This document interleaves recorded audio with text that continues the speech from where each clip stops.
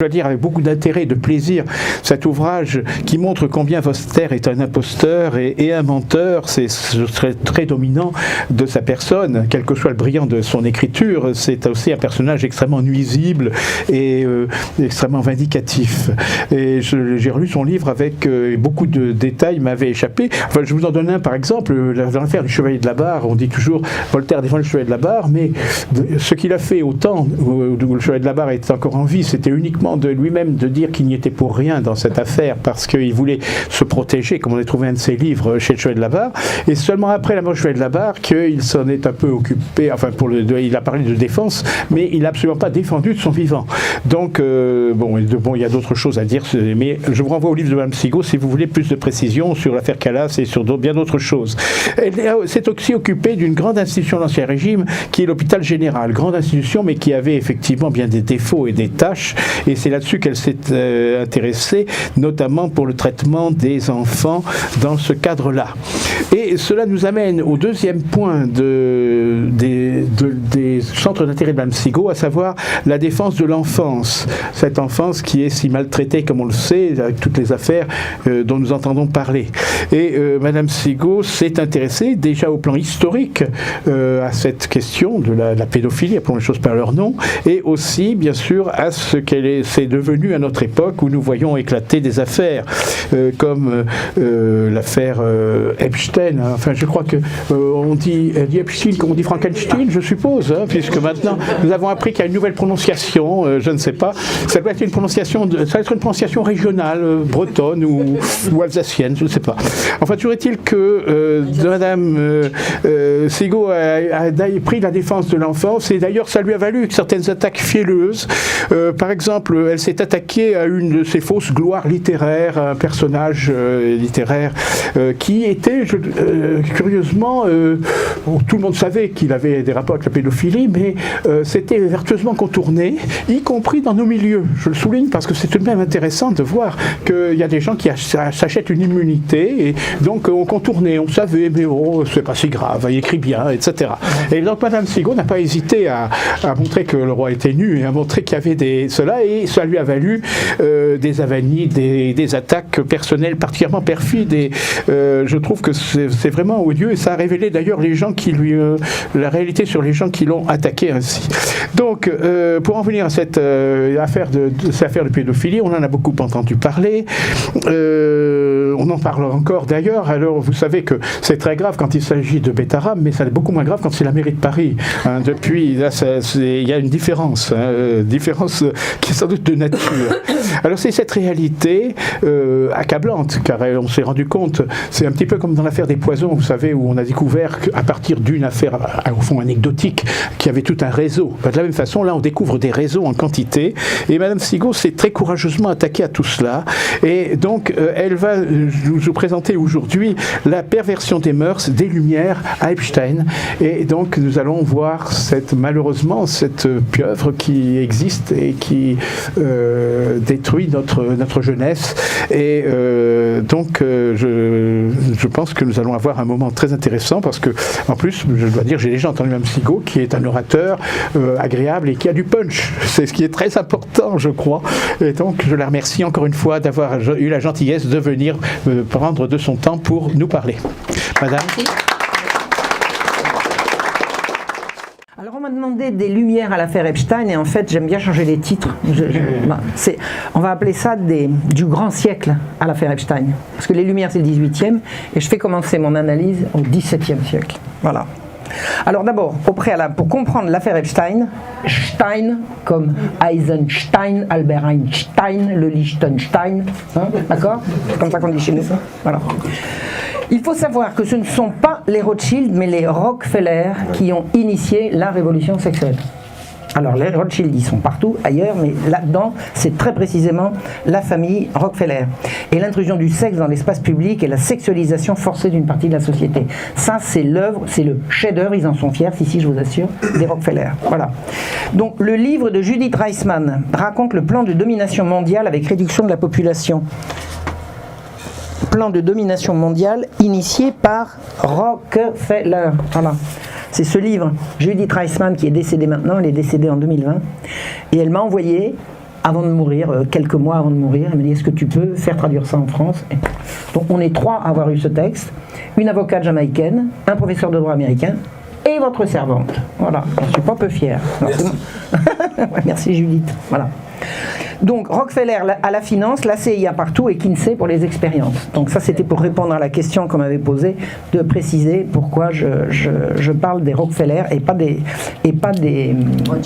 Rothschild. Je n'ai pas dit qu'ils n'étaient pas partout, mais à la source du problème que nous allons évoquer aujourd'hui, c'est la famille Rockefeller. Alors, il y a des précédents historiques aux atrocités commises contre des innocents et des enfants en particulier, et contre les enfants sous tutelle en particulier. C'est-à-dire que ce qu'on découvre avec l'horreur des dossiers Epstein, c'est que des associations, des sociétés qui sont là pour défendre les enfants, en font de la charpie. Enfin bon, on ne va pas rentrer dans les détails, j'y tiens pas. Je crois que vous avez compris, vous savez de quoi je parle. Vous savez de quoi je parle. Alors, incidemment, je vous signale, je n'ai vu aucune photo, je n'en verrai pas. Je n'en cherche pas, et si on m'en propose, je me fâche. Je ne veux pas voir. Je protège mon mental contre ces horreurs. La seule façon de pouvoir accepter ces horreurs, c'est de soit d'émousser sa sensibilité, j'en ai besoin, c'est mon outil, je ne veux pas l'émousser, soit finir petit à petit par accepter. Il n'en est pas question non plus. D'accord. Donc je n'ai jamais vu aucune photo d'atrocité et je n'en verrai pas. Alors, ce sont des dévots organisés en société secrète, à savoir la Compagnie du Saint-Sacrement, qui ont créé en 1656, 1656 c'est le début du règne personnel de Louis XIV, le lieu de renfermement des pauvres et de leur progéniture. On va renfermer les pauvres et leurs enfants, et vous allez comprendre que l'intérêt de la chose. Alors, le lieu de renfermement va s'appeler l'hôpital général, rien à voir avec la santé. L'hôpital général, un hôpital à cette époque-là, c'est un lieu pour les pauvres. Pour les malades, ça s'appelle un hôtel-dieu.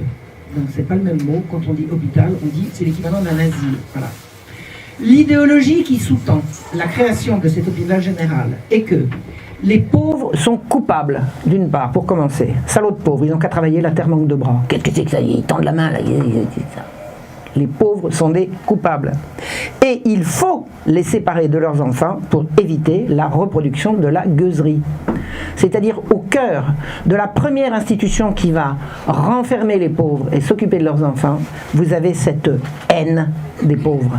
La haine et le mépris des pauvres et la reconnaissance immédiate qu'on a besoin de s'occuper de leurs enfants à leur place. Le ver est dans le fruit d'emblée.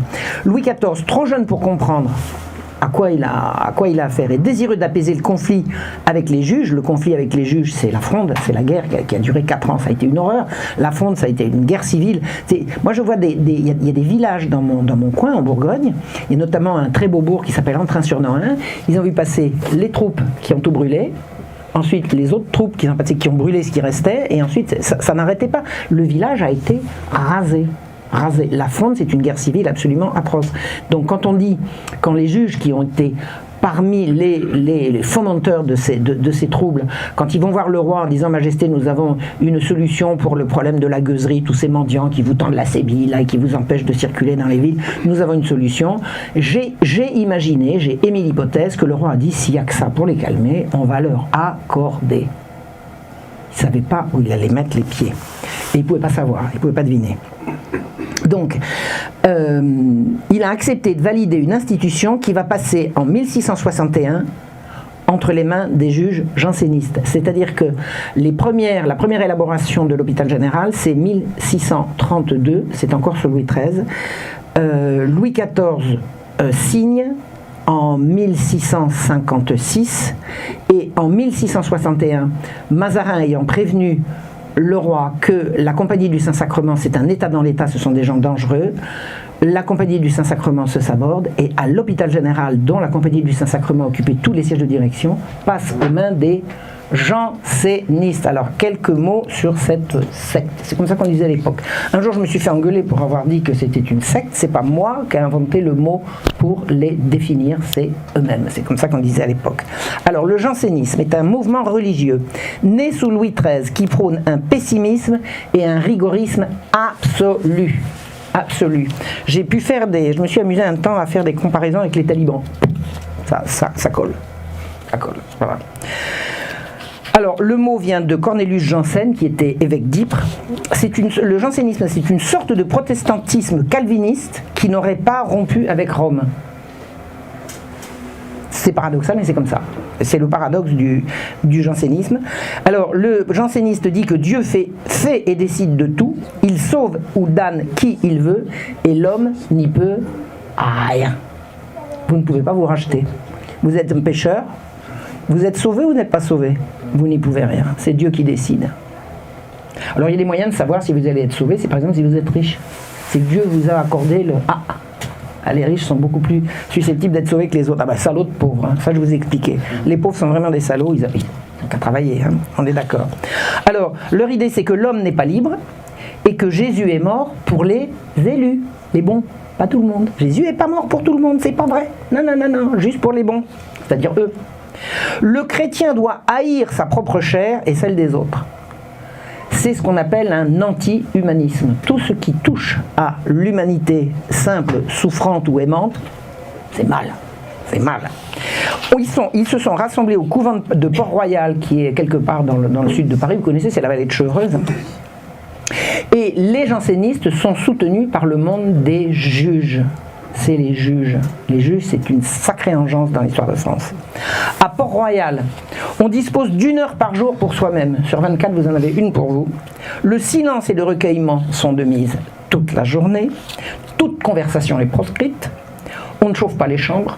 Dieu n'aime pas qu'on chauffe les chambres. Toute chair doit être couverte.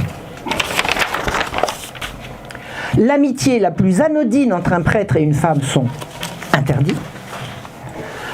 Antoine Lemaître, un des leaders de ce mouvement, a prévenu un jour sa tante, mère Agnès, qui était abbesse en Bourgogne, son intention de se marier. Si vous faites ça, vous ne me reverrez jamais. D'autant plus qu'il avait l'intention de se marier par inclination. Alors là, non, ça c'est encore pire. Que vous vous mariez parce qu'on vous oblige, passe encore, on va dire que c'est un sacrement. Non mais ce sont des cinglés. À Port-Royal, on proscrit le beau et on supprime les chants de Pâques quand on comprend que c'est la beauté des chants qui attire les foules le matin de la messe de dimanche. Ah ben non. Si les gens viennent parce que c'est beau, on supprime le beau. Et Mère Gélique disait, écoutez bien, j'aime par l'esprit de Jésus-Christ tout ce qui est laid. Pas beau ça? Les parlementaires les protègent et Louis XIV les déteste. Il les déteste. Louis XIV n'aime pas les hypocrites, il n'aime pas les cagots, il n'aime pas les bigots, il n'aime pas les gens qui inventent une morale autre que la morale de tout le monde. Blaise Pascal a prêté sa plume. Alors Blaise Pascal, a priori, il n'avait rien à voir avec la morale ou avec la théologie, mais il écrivait très bien et c'était un personnage brillant, c'était un mathématicien. Et les jansénistes sont venus le voir en lui disant « Maître, est-ce que vous voudriez écrire pour nous? On vous donne les infos et vous mettez ça en forme. » Ça a donné les provinciales, qui sont un tissu de mensonges et de calomnies. Les provinciales, c'est ni fait ni à faire. Alors c'est remarquablement écrit, on peut pas... Voilà, c'est comme Voltaire, hein. C'est abominable, mais qu'est-ce qu'il écrivait bien. Bon, on peut dire la même chose de Blaise Pascal. Alors, quelques détails sur ce Blaise Pascal, qui a été quand même une référence dans la guerre contre les jésuites et dans la défense des jansénistes. Sa sœur disait « Il ne pouvait souffrir les caresses que je recevais de mes enfants. Il me disait qu'il fallait les en désaccoutumer, car cela ne pouvait que leur nuire. Alors, mesdames, si vous avez des enfants, ne les touchez pas. Vous risquez de leur faire plaisir et ça, le bon Dieu n'aime pas. » À l'article de la mort, Blaise Pascal a écrit à sa sœur « Je connais le danger de la santé et les avantages de la maladie. Ne me plaignez point, la maladie est l'état naturel des chrétiens. On est par là comme on devrait être toujours. Dans la privation de tous les biens et les plaisirs des sens, exempt de toutes les passions, et n'est-ce pas un grand bonheur quand on est par nécessité dans un état où on est obligé d'être? C'est une hérésie. C'est une hérésie. Voilà. Louis XIV les a combattus et il a demandé au pape de trancher. Louis XIV a fait appel au pape en disant voilà ce qui circule chez nous. Le pape a dit c'est une hérésie. Il a promulgué la bulle Unigenitus qui a dit que le jansénisme était une Donc on ne peut pas être chrétien et janséniste. Vous croyez que ça va s'arrêter là? Pas du tout. Les jansénistes n'ont jamais voulu céder. Le pape se trompe, le roi se trompe, nous avons la vérité. Un janséniste, c'est ça. Mais le pape est bon, nous savons qu'il est bon, mais il est mal conseillé, il croit savoir alors qu'il ne sait pas, on va lui expliquer. Pareil pour le roi, pareil pour l'archevêque, pareil pour tout. Ces gens-là sont des fanatiques qui possèdent la vérité et qui ne supportent pas la contradiction. Ils sont minoritaires dans l'Église. L'Église de France n'est pas majoritairement janséniste, on le sait, parce qu'il y a eu des votes, mais ce sont des fanatiques qui ne cèdent jamais, jamais, jamais. Quand Louis XIV meurt en 1715, il n'a pas réglé le problème alors qu'il a sévi gravement. Ça veut dire quoi? Ça veut dire que quand la bulle Unigenitus a été proposée à l'Église de France l'a majoritairement accepté, sauf une minorité et l'archevêque de Paris. Aïe! C'est dur quand même. Donc, Louis XIV meurt en 1715 sans avoir réglé le problème, mais il a enfermé les récalcitrants, il a détruit il a fermé Port-Royal, et il a rasé, et il a dispersé, il dit c'est non, je veux, j'exige, le pape veut et exige, eh ben non, ils veulent pas. Donc, le pape a fait enregistrer la bulle Unigenitus en 1714, mais les jansénistes résistent toujours, et notamment le cardinal de Noailles. Cardinal de Noailles qui est quand même le chef de l'Église. Enfin, je sais pas, on peut dire l'Église de France, le cardinal de Noailles, ou simplement l'archevêque de... Non, je crois qu'il était chef de l'Église de France. C'est le primat des Gaules à Lyon. Oui. Enfin bref, on ne peut pas à Paris avoir une église qui va reconnaître la bulle Unigenitus, sauf le cardinal. Il y a quelque chose qui ne va pas, quoi. Donc le roi meurt sans avoir réglé le problème. Donc, mais il a fait mettre en prison tous les jansénistes qui lui résistaient de façon absolument à la fois indue et odieuse. Et il meurt en ayant légué à son neveu le soin de continuer son œuvre. Et le neveu, pour avoir les pleins pouvoirs, n'a rien de plus pressé que de remettre les jansénistes en selle. Il rend au Parlement le droit de remontrance que le roi Louis XIV avait sévèrement bridé. D'ailleurs, pas que lui, il y avait Henri IV qui voulait plus entendre parler de remontrance, et Louis XIII c'est pareil, et Louis XIV ne voulait pas entendre parler de remontrance, et le régent, croyons bien faire, franchement c'est croyons bien faire tel qu'on connaît le régent, il a cru bien faire, il était très très mal renseigné, il a cru qu'il allait calmer les magistrats en leur donnant le droit de remontrance. Il ne fallait pas le faire. Et le régent a donc remis en 1715, au moment où il arrive au pouvoir, il remet les jansénistes en selle, et il le regrettera jusqu'à son dernier souffle. Alors, les dessous du jansénisme. Je vous ai raconté le masochisme qui est prôné par ces gens-là. Je vais vous donner une illustration de ce que ça représente, et vous allez voir, vous allez suivre mon regard, vous allez voir pourquoi je raconte du grand siècle à Epstein. En 1727, donc c'est déjà plus la régence s'arrête en 23, donc c'est déjà le début du règne du jeune Louis XV, meurt sur la paroisse de Saint-Médard. Alors l'église de Saint-Médard est toujours en place, si vous voulez aller la visiter, on peut encore, un diacre qui s'appelle le diacre Paris. Et les témoins du temps disent « On le voyait sortir de sa retraite avec l'air d'un pénitent consterné et abattu sous le poids de ses péchés. Les yeux baissés, la tête penchée, il entrait dans l'église, mais sans s'avancer au-delà de la place du publicain qu'il savait avoir été longtemps celle des pénitents publics. » Alors il entendait un charlatan. Et vous savez quelle était son occupation dans la paroisse de Saint-Médard? Il s'occupait des enfants. Oui, il s'occupait des enfants. Il s'en occupait bien. Il bien s'occuper des enfants. Il était horrifié par la position du pape sur la bulle Unigenitus. Comment le pape a-t-il pu? Quelle horreur, quelle horreur! Et il se croyait obligé d'apaiser la colère de Dieu par des privations, des macérations et des souffrances multiples. Il en est mort avec une tête cadavérique, enfin un cadavre ambulant. Il en est mort le 1er mai 1727, âgé de 37 ans. Et on l'a enterré dans le petit cimetière autour de Saint-Médard. Donc vous avez compris le personnage, c'est un janséniste militant, complètement maso, qui s'occupe d'enfants. Je ne suis pas allé voir plus loin, mais vous allez comprendre.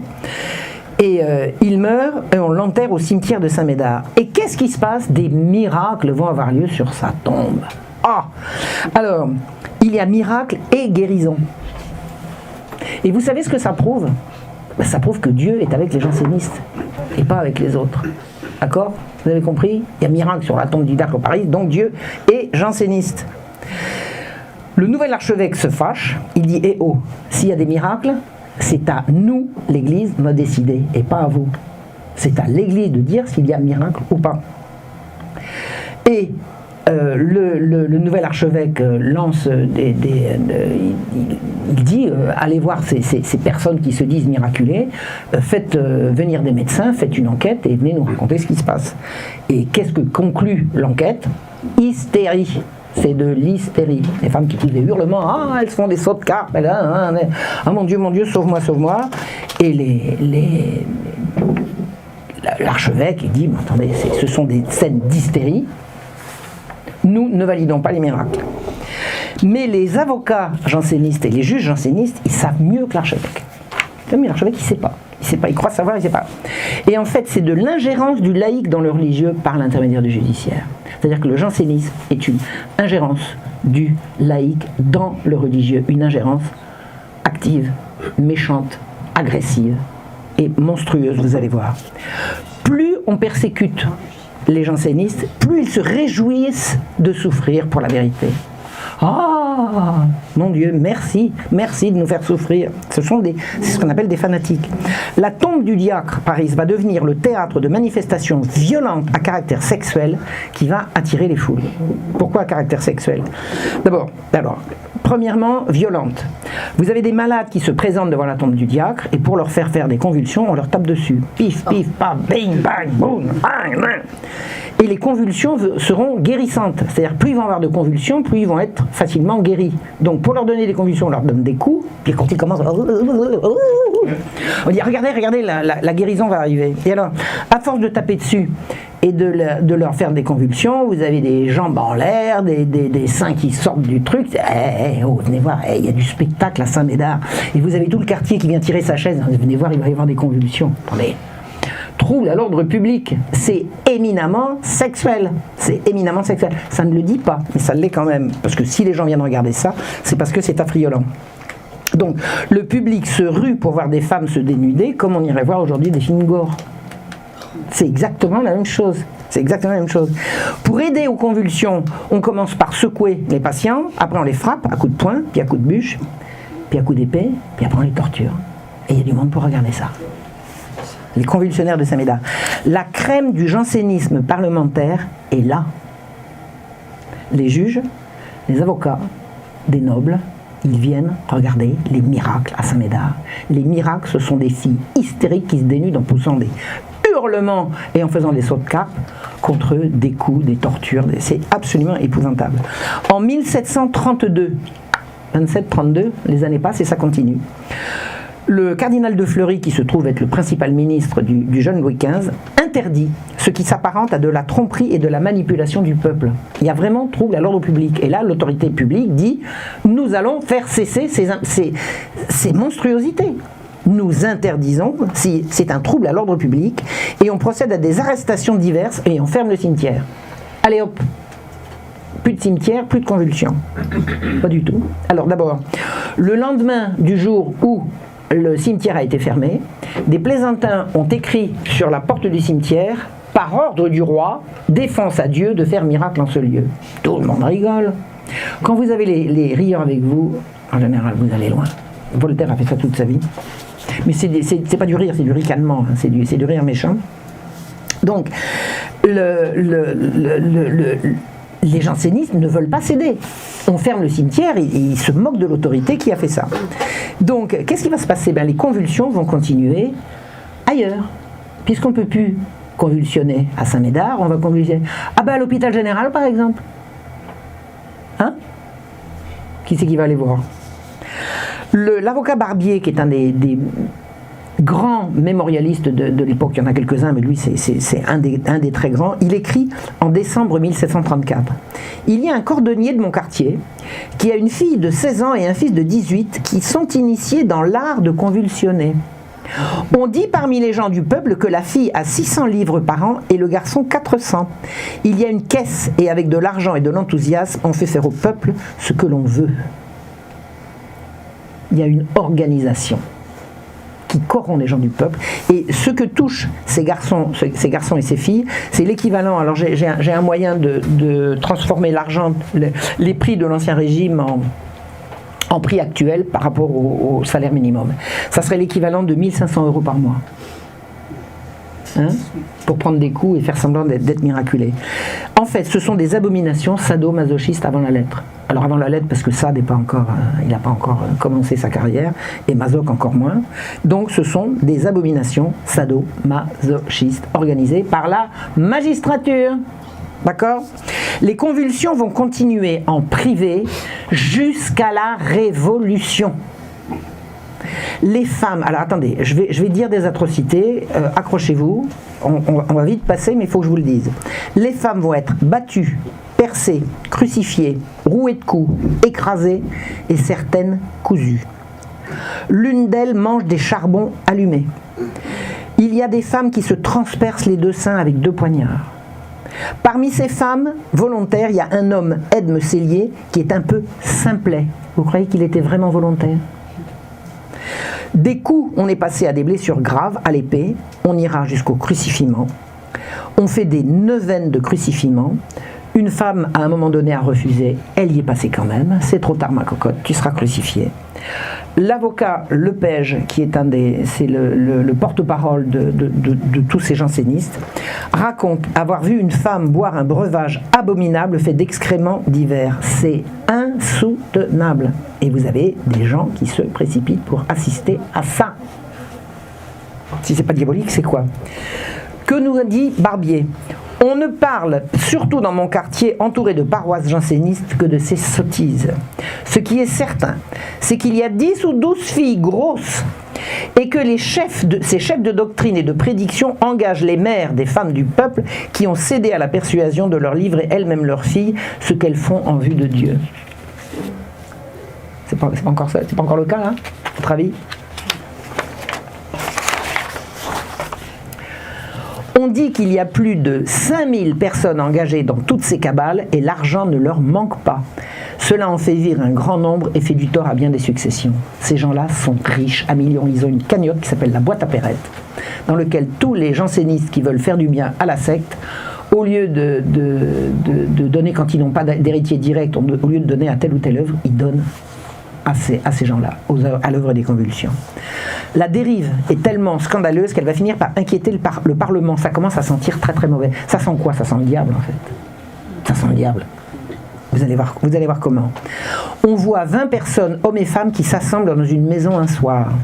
Au seuil de la porte, la dépouille d'une oie dont ils prélèvent du sang pour se faire une croix sur le front.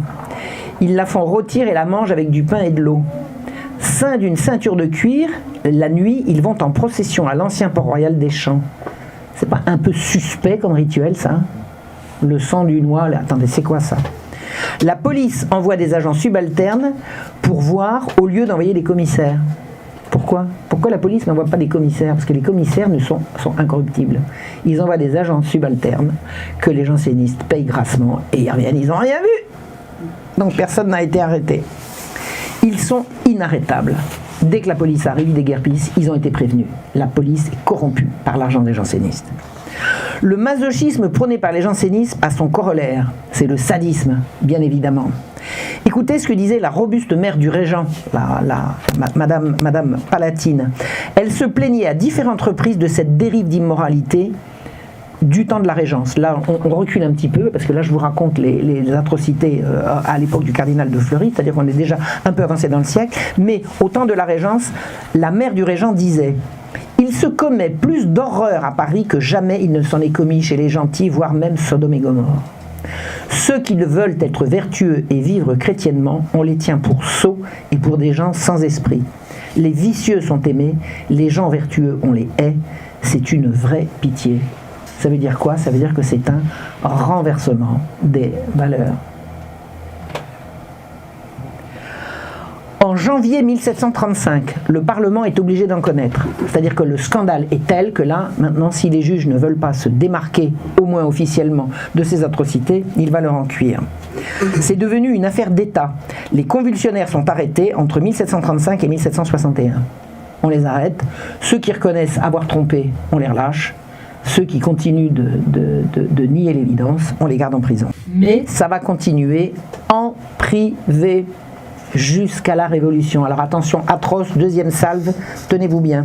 Françoise Robillard, enfermée à la Salpêtrière jusqu'en 1748, et qui, une fois libérée, retourna à ses jeux pervers, avait fait don à la secte de son corps impie et permis que, je cite, « il soit labouré à coups de bêche de jardinier, frappé à coups de chaîne en fer et de marteau d'artisan, griffé avec des cardes de perruquier, balayé comme des ordures.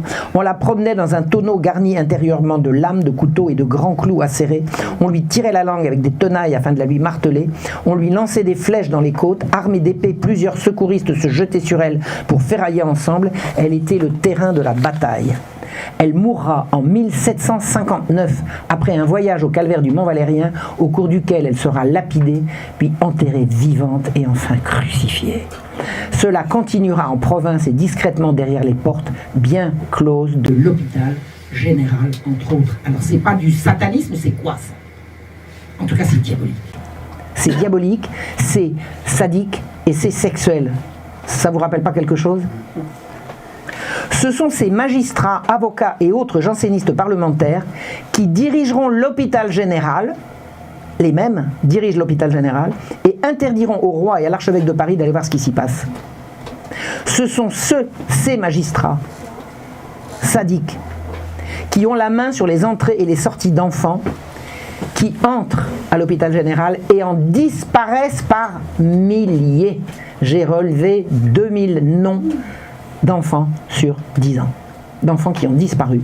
Disparu. C'est pas on les a perdus, ils ont disparu. C'est-à-dire que l'institution les a escamotés. L'hôpital étant la dernière destination possible pour ces enfants qui sortent pour l'inconnu et qui disparaissent définitivement, il n'existe aucun doute raisonnable que ces disparitions se soient faites pour des raisons pédocriminelles. Si vous avez une autre explication, je l'attends. On peut ajouter ici, satanistes, les opposants au roi et à l'Église sont des pervers sexuels.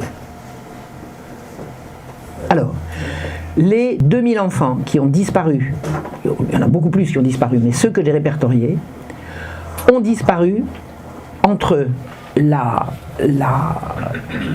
l'établissement de la couche où ils étaient de l'âge de 3 ans jusqu'à 5 ans, et la Salpêtrière qui était 500 mètres plus loin et qui mettait 48 heures à parcourir.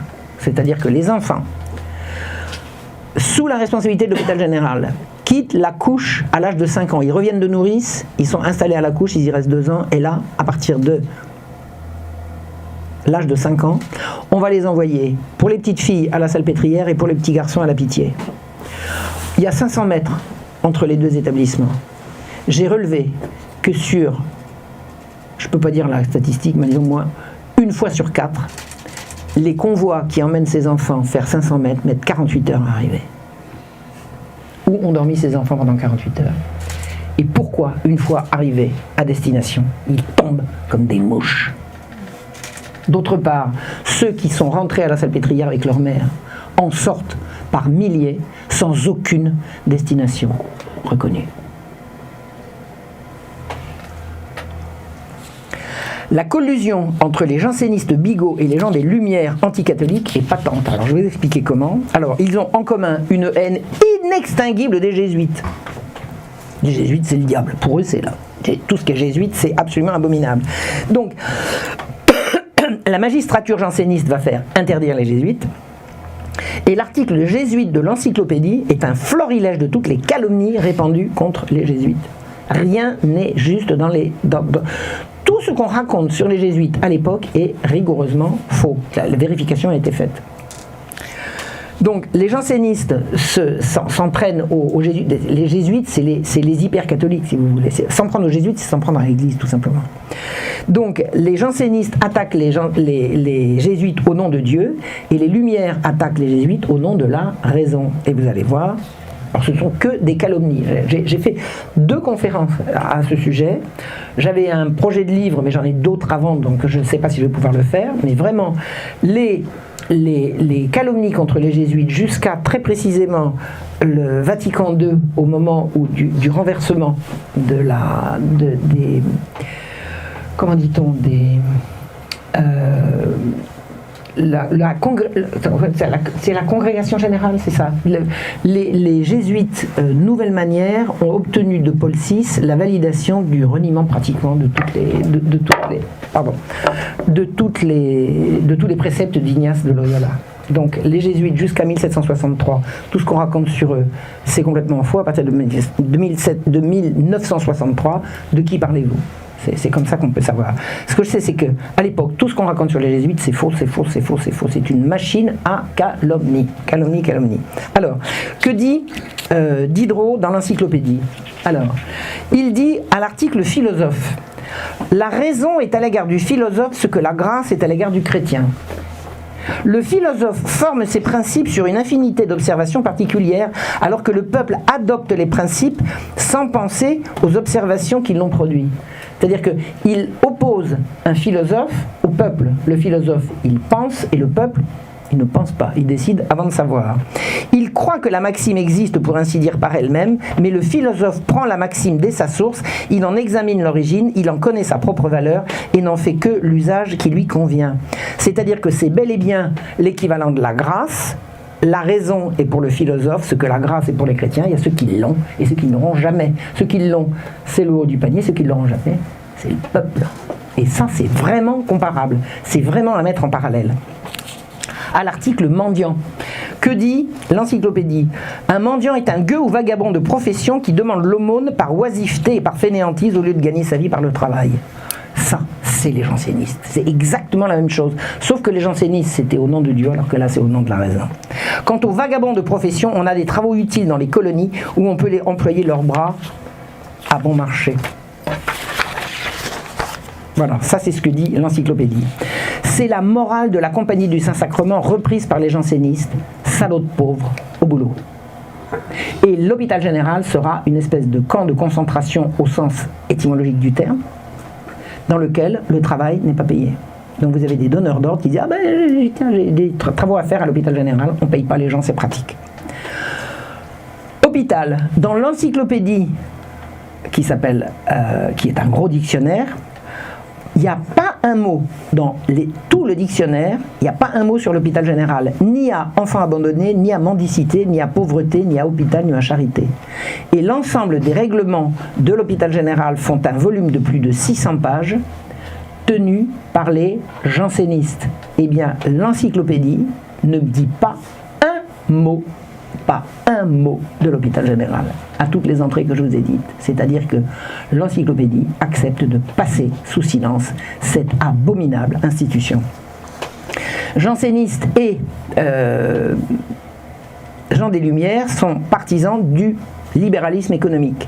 C'est-à-dire que les magistrats jansénistes, notamment un certain Lachalotais, tombeur des jésuites, et l'encyclopédie défendent la libre circulation des grains. Alors on en a parlé.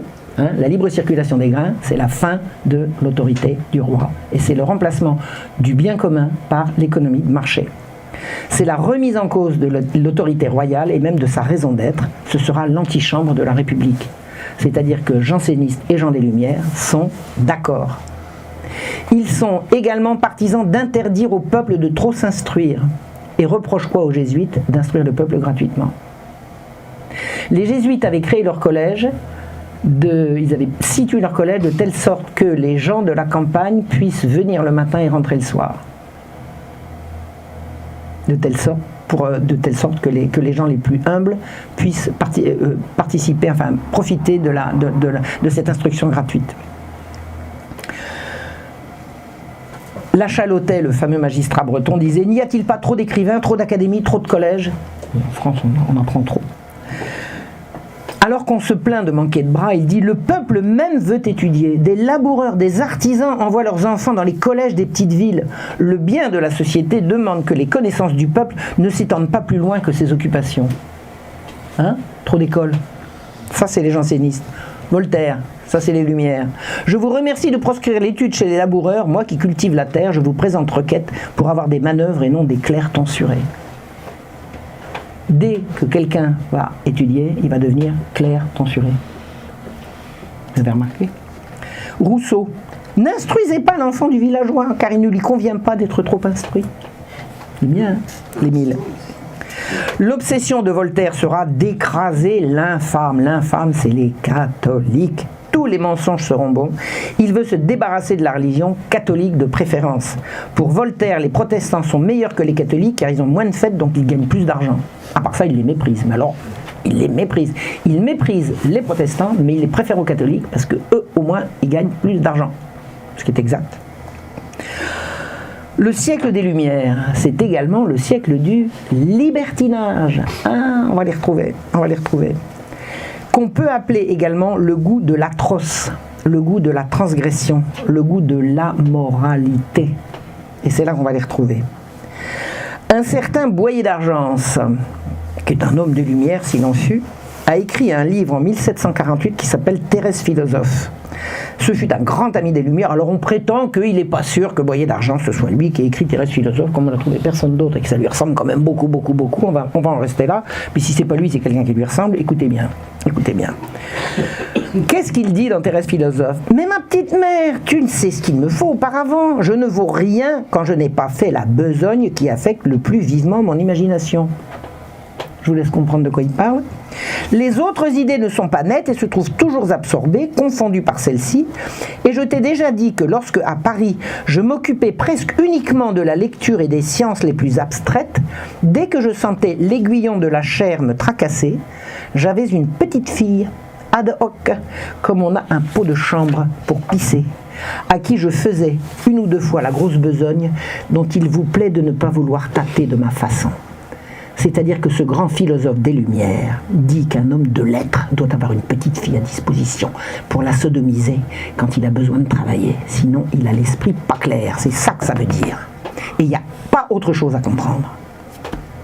Alors, l'esprit tranquille, les idées nettes, je me remettais au travail et je soutiens que tout homme de lettres, tout homme de cabinet qui a un peu de tempérament doit user de ce remède, aussi nécessaire à la santé du corps qu'à celle de l'esprit. Et je dis plus, je prétends que tout honnête homme qui connaît les devoirs de la société devrait en faire usage afin de s'assurer de n'être point excité trop vivement à s'écarter de ses devoirs en débauchant la femme ou la fille de ses amis ou de ses voisins. Ça veut dire quoi ça? Ça veut dire que les gens des Lumières ont besoin d'un réservoir de gosses à violer pour pouvoir rester des gens des Lumières. Parce que quand ça leur trotte trop dans la tête, il faut absolument les soulager. Et les enfants du peuple, ça sert à ça. Donc l'homme de lettres, l'homme des Lumières, doit abuser d'enfants pour être productif. C'est donc théorisé. Sade, on a entendu parler de Latien. Il était bien de son siècle. Et vous savez qu'on a fait de ce malade un homme de lettres. Sade, homme de lettres. Si, alors ça, allez chercher Sade, homme de lettres. Or, l'homme de lettres a tout écrit en prison. Donc il n'a pas été mis en prison pour ce qu'il a écrit. Donc il a bien été mis en prison pour ce qu'il a fait. Oui ou non? C'est abominable. C'est abominable. Une historienne, Erika Marie Benabou, elle a fait sa thèse sur la prostitution et la police des mœurs. Elle assure que pendant le XVIIIe siècle, la mode était au tendron. Qu'est-ce que c'est qu'un tendron? C'est un gamin ou une gamine. C'est pas forcément un garçon. Un tendron, ça peut être une petite fille. Une petite fille, ça peut être un tendron. Donc, elle dit que la mode était au tendron et qu'il était impossible de les trouver au bordel.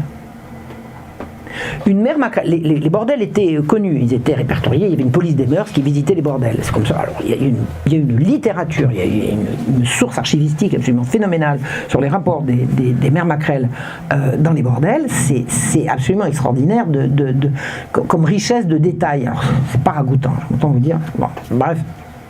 Mais c'est absolument important à comprendre, c'est que au bordel, on n'amenait jamais les enfants. Un père indigne, un père macro, qui va voir une mère maquerelle en disant « elle est une petite fille », hop, trop tard, la police lui mettra le grappin dessus. On ne prostitue pas les enfants. Jamais. Jamais.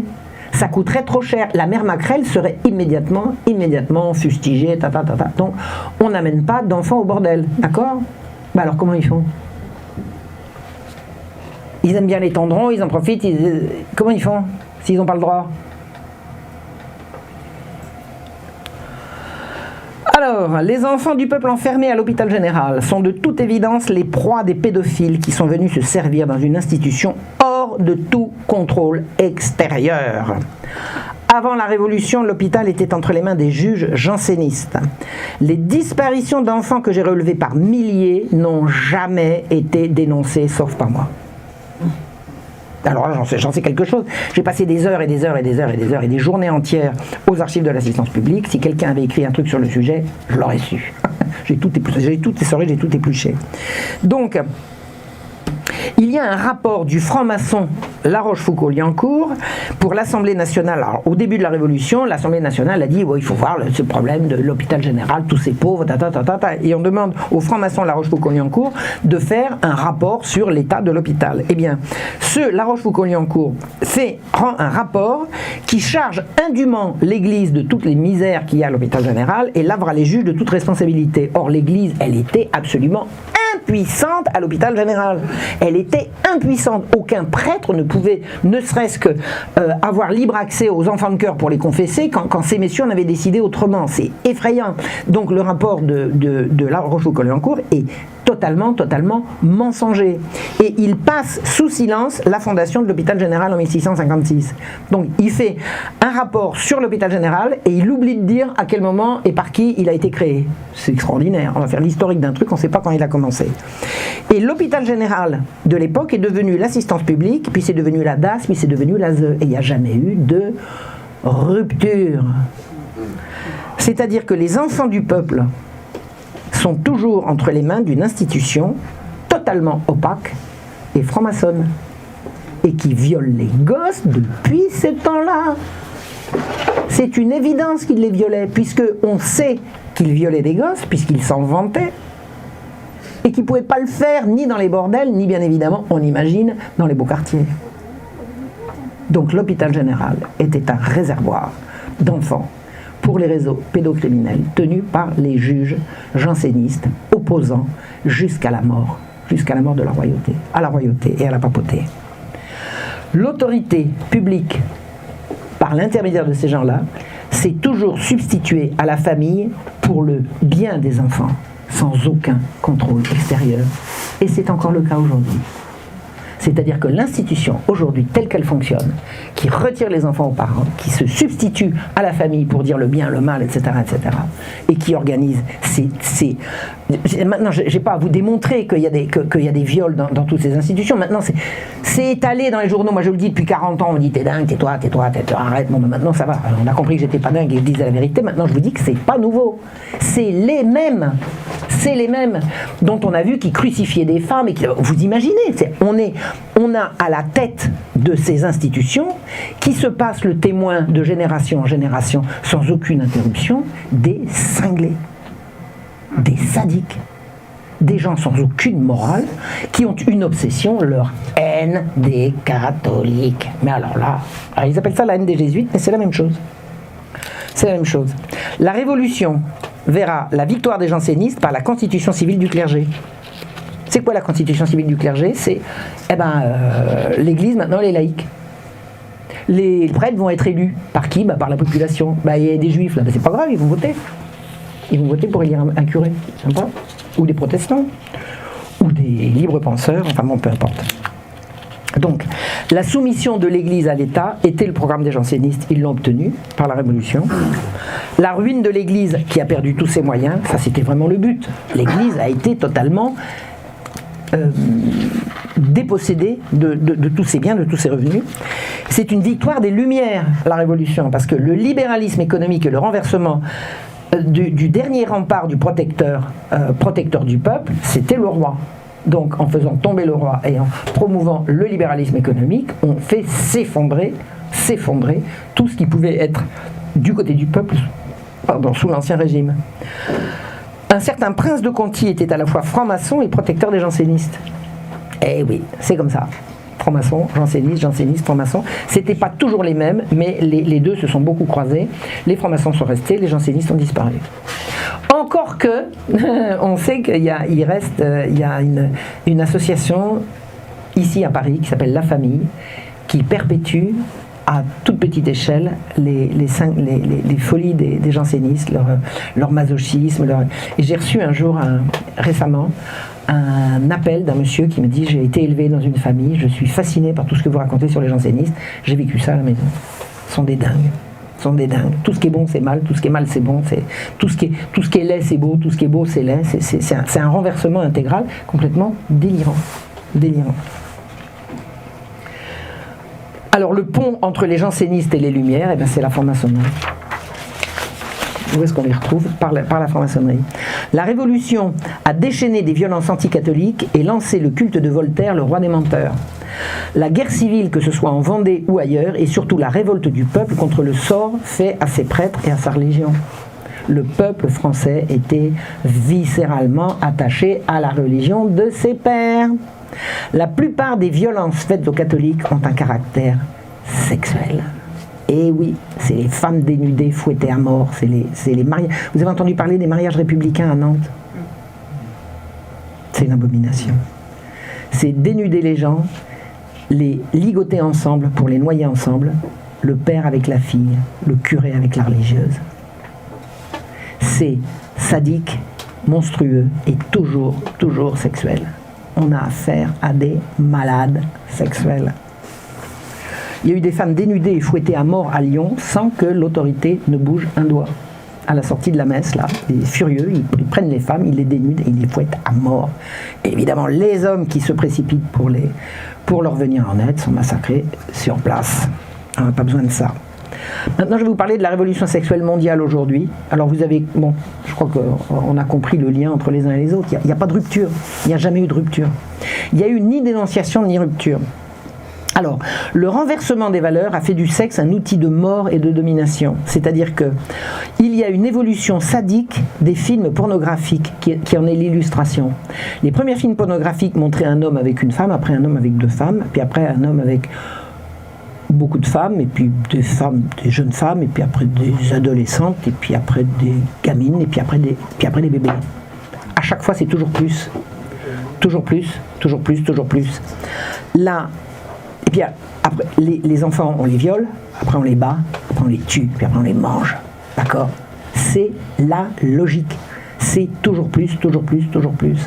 C'est la même évolution que ce qu'on a vu chez les cinglés du grand siècle. Alors, en 1913, a été créé en Angleterre un institut qui s'appelle l'Institut Tavistock. Il a été créé à Londres sous les auspices de la famille royale. Oui, la famille royale. Oui, l'Institut Tavistock. Qui cherchait des moyens de manipuler les masses dans le but clairement énoncé, sans complexe, de détruire la civilisation occidentale et de créer un nouvel ordre mondial. Alors si quelqu'un vous dit que vous êtes complotiste, vous dites oui, tout à fait. Et le complot, on a même le jour et l'heure où il a été élaboré. Alors, on ne connaîtra les activités de l'Institut Tavistock que plus tard, en 1969, mais l'Institut Tavistock, c'est l'origine du nouvel ordre mondial. Et celui qui se fait traiter de complotiste, quand vous l'évoquez, c'est-à-dire qu'il y a bel et bien un plan de créer un nouvel ordre mondial, ça s'appelle un complot, et si vous êtes complotiste, c'est que vous avez compris. Voilà, c'est tout. Le but premier de ces gens, le but numéro 1, c'est réduire la population. Ce sont des eugénistes. On est trop nombreux, il faut réduire la population. Ça s'appelle l'eugénisme négatif. Mais il y a un autre eugénisme, c'est l'eugénisme positif, c'est-à-dire créer une race de seigneurs. D'accord? Et c'est ça le but de l'Institut Tavistock. Ils font venir aux États-Unis les savants nazis au cours de l'opération qu'on a appelée Paperclip. Donc, vous savez que Hitler faisait des recherches en génétique, hein, il voulait la race des seigneurs. Eh bien, après la guerre, l'Institut Tavistock a contribué, alors c'est Rockefeller qui finançait, hein, vous avez compris, enfin vous allez comprendre, ils ont fait venir aux États-Unis les savants eugénistes nazis. On a changé leur nom, on leur a donné une nouvelle identité. S'ils s'appelaient Stein, on les appelait Stein. Enfin bon, on a... Et c'est à partir de là qu'est née la révolution sexuelle. C'est-à-dire qu'à partir du moment où vous avez un plan eugéniste, il va falloir s'attaquer au sexe. Ben oui, parce que le sexe, jusqu'à plus ample informé, c'est à ça que ça sert. Ça sert à se reproduire. Alors, il y a des gens qui trouvent que ça servait à autre chose également, mais d'abord et avant tout à se reproduire. Alors la révolution sexuelle, c'est entre 1948 et 1954. Donc les années passent, hein, on est au lendemain de la Seconde Guerre mondiale. 2 rapports Kinsey sont publiés sur la sexualité des Américains. C'est un best-seller mondial et une référence universelle. Le grand savant Alfred Kinsey a dit « La sexe, ça ne relève pas de la morale, ça relève de la science. » Ah, donc exit la morale, on y est. La morale ne sert plus à rien. Il faut jouir. Pourquoi ? Parce que... Et il dit, ce que disent les rapports, tout le monde couche avec tout le monde, mais c'est l'inquiétude le problème. C'est bien que tout le monde couche avec tout le monde. Si vous n'êtes pas d'accord, c'est vous qui êtes le problème. Les hétérosexuels, dit les rapports Kinsey, sont minoritaires. Et les hétérosexuels, les gens qui préfèrent les hommes, qui préfèrent les femmes, et les femmes qui préfèrent les hommes, sont minoritaires. C'est l'homophobie le problème. Vous avez compris ? Les enfants ont des orgasmes dès la naissance. C'est les parents le problème. Vous voyez, on va là ? La révolution sexuelle est lancée. Contraception, avortement de masse, le sexe n'a plus rien à voir avec la reproduction. C'est pas que c'est la reproduction en plus autre chose, ça n'est plus la reproduction. Pour se reproduire, on fera des bébés éprouvettes, et pour le reste, on ne promeut que une sexualité stérile. L'avortement, l'homosexualité, alors plus stérile qu'une relation homosexuelle, on ne trouve pas. Contraception, avortement, homosexualité, on a un sexe pour jouer avec. Et rien d'autre. La révolution sexuelle est passée. Et vous avez des gens il y a toute une génération qui a vu passer ça sur sa tête et qui n'a pas compris. J'étais dessous, je suis devenu moitié dingue, enfin ça va, je me suis remise depuis, mais c'est terrifiant de voir arriver ça. C'est terrifiant, surtout quand vous êtes une bonne catholique, que vous allez à la messe et puis brusquement vous dites « Mais non, mais c'est n'importe quoi, mais c'est pour ça, mais pas du tout. » Les droits sexuels universels ont été proclamés en 2008. Vous savez ce que c'est les droits sexuels ? Alors j'ai connu un petit bouquin qui s'appelle Les droits sexuels. J'en ai pas beaucoup, voilà, ça. Je l'ai fait en collaboration avec Jean-Michel Vernochet. Ça a été une chouette collaboration. Les droits sexuels, c'est que vous avez le droit de jouir. Attendez, qu'est-ce que le droit fait là-dedans ? Ben, c'est l'intrusion. C'est l'intrusion. Derrière le droit, il y a le juge. Derrière le juge, il y a le travailleur social. Cherchez pas, c'est là que ça se joue. Donc, grâce à Judith Reisman, donc mon amie Judith, alors je vais vous montrer sa jolie tête. Elle était, oh là là, c'était une belle dame. Voilà, ma belle Judith. C'est elle qui a dénoncé l'imposture de rapport Kinsey. Le rapport Kinsey a été vendu dans le monde à des millions d'exemplaires. On dirait que personne ne l'a ouvert, personne ne l'a lu. Judith a découvert que toutes les enquêtes de Kinsey qui ont donné lieu à son rapport étaient frauduleuses dans le meilleur des cas et criminelles dans le cas le plus courant. Ça veut dire